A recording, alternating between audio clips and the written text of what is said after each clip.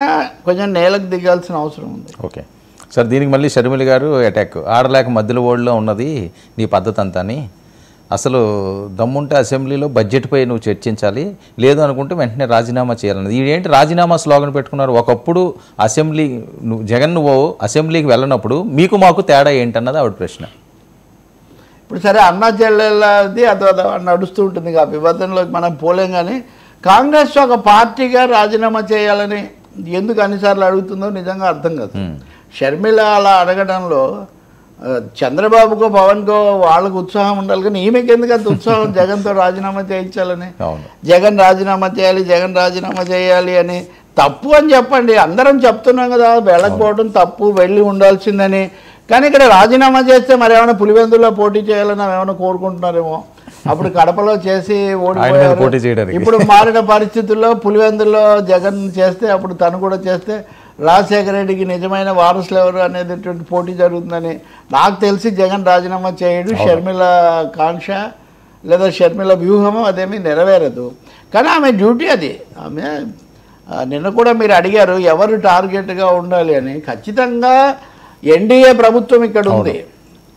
నిన్న నేను ఒక లెఫ్ట్ వామపక్ష నాయకుడు మాట్లాడుతుంటే వింటున్నాను, చంద్రబాబు నాయుడు గారు తెలుగుదేశం అనే మాట కూడా ఈ మధ్య మర్చిపోయి తెలుగుదేశం అనుకుంటా మాట్లాడితే ఎన్డీఏ మా ఎన్డీఏ, కేంద్రంలో మా ఎన్డీఏ ఇక్కడ అంటున్నారు అని. ఆ స్థాయిలో ఎన్డీఏ ఇక్కడ ఉంటే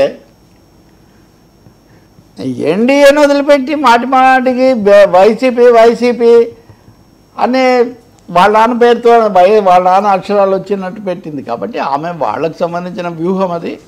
రెండవది, ఇప్పుడు ఒకవేళ జగన్ లేదా వాళ్ళు 11 స్థానాలు రాజీనామా చేసిన కాంగ్రెస్ పార్టీకి అంత బలం ఉంది అని నేను అనుకోవట్లేదు. ఆమె ఇంకో పెద్ద మాట అన్నారు సార్. జగన్ నిన్న ప్రెస్ కాన్ఫరెన్స్లో ఆయన్ని కూడా ఈ ప్రశ్న అడిగారు.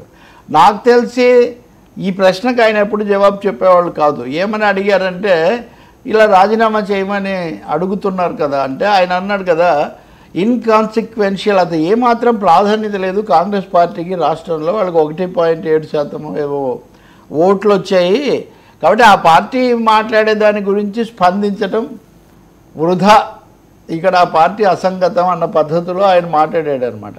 సో ఇది ఒక ఉప కథ అంతే, ఇంకా ఇంతకంటే ఏం లేదు. బట్ షర్మిల మాట్లాడుతూనే ఉంటారు. ఇప్పుడు మరి షర్మిల కూడా మాట్లాడదలుచుకుంటే ఆ స్మార్ట్ మీటర్లు కేంద్రం అనుమతి వచ్చినవి ఇట్లాంటి వాటి మీద మాట్లాడాలి. అంటే వైసీపీ మీద మాట్లాడొద్దని నేను చెప్పట్లేదు, ప్రతిపక్షంగా మీరు విఫలమవుతున్నారని తప్పకుండా అవి చెప్పొచ్చు. కానీ ఇప్పుడు మీరు అడిగితే అంటే నాకు అనిపిస్తుంది రాజీనామాలు చేస్తే ఆ స్థానాల్లో మరీ ముఖ్యంగా పులివెందుల కడప జిల్లాలోని చోటు చేద్దామనే ఉద్దేశం ఏమో కావచ్చు. మీరు గుర్తు చేసుకుంటే వైసీపీ ప్రస్థానం రాజీనామాలతోనే మొదలైంది. అవును, బీఆర్ఎస్ అనేది అంటే టీఆర్ఎస్, అప్పుడు కేసీఆర్ జగన్ ఇద్దరు రాజీనామాల వ్యూహాలతోనే రాజకీయాల్లో స్థిరపడ్డారు. టీఆర్ఎస్ ఎమ్మెల్యేలు ఎన్నిసార్లు రాజీనామా చేశారో అది త్యాగం అని వాళ్ళు ఇప్పుడు చెప్తుంటారు. వాళ్ళే పోటీ చేసేవాళ్ళు, పోటీ చేయకపోతే త్యాగం, మళ్ళీ పోటీ చేస్తే ఇంక త్యాగమే ఉంది. సరే, జగన్ కూడా వేరే పార్టీలో నుంచి వచ్చి చేరాలన్నా రాజీనామా చేస్తేనే నేను చేర్చుకుంటాను ఆయన షరతు. శిల్ప చక్రవర్తి రెడ్డి ఆ విధంగా వచ్చి వెనక్కి పోయి మళ్ళీ వచ్చాడు, వాళ్ళిద్దరు ఇప్పుడు ఓడిపోయారు అనుకోండి.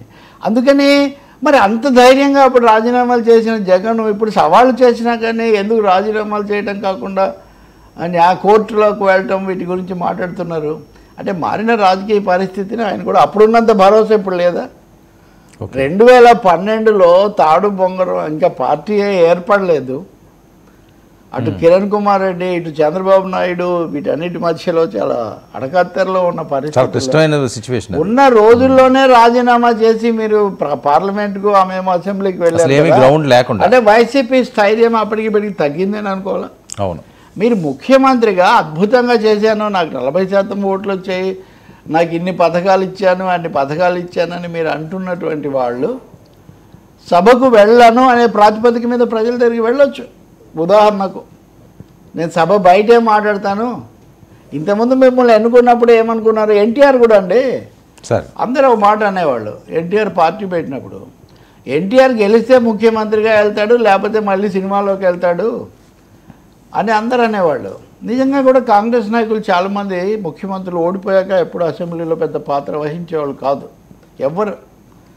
వెంగళరావు కానీ విజయభాస్కర్ రెడ్డి కానీ వాళ్ళు వెళ్ళిపోతారు కేంద్ర మంత్రులు కానీ ఏదో ఒకటి. కానీ రామారావు గారు ఎన్నికల రిజల్ట్స్ రాగానే ఒక ప్రకటన చేశాడు, ఓడిపోతే నేను ప్రతిపక్ష నాయకుడికైనా కూర్చుంటాను, ఓకే. నేను రాజకీయాలు వదిలిపోను అని. రామారావు ఆయన నిజాయితీ ఆ విధంగా ఆయన ప్రకటించుకున్నాడు. అయితే ఆ తర్వాత 2 ఏళ్ళు ఉన్న తర్వాత కాంగ్రెస్ వాళ్ళు మరీ అవమానిస్తున్నారని సభను బహిష్కరించాడు. కానీ వచ్చాడు, ప్రతిపక్ష నాయకుడిగా ఆయనే ఉన్నాడు. అందుకని మరి జగన్ రాజీనామా అంశం మీద సభకు వెళ్ళకపోతే ప్రజల తీర్పు వృధా అవుతుందన్న అంశం మీద సమగ్రంగా చెప్పాల్సి ఉంటుంది. 1.5 గంట అయితే ఇవ్వరండి. అది కూడా కాకుండా అండి పులి మీద పుట్రలాగా రఘురామకృష్ణరాజును ఇప్పుడు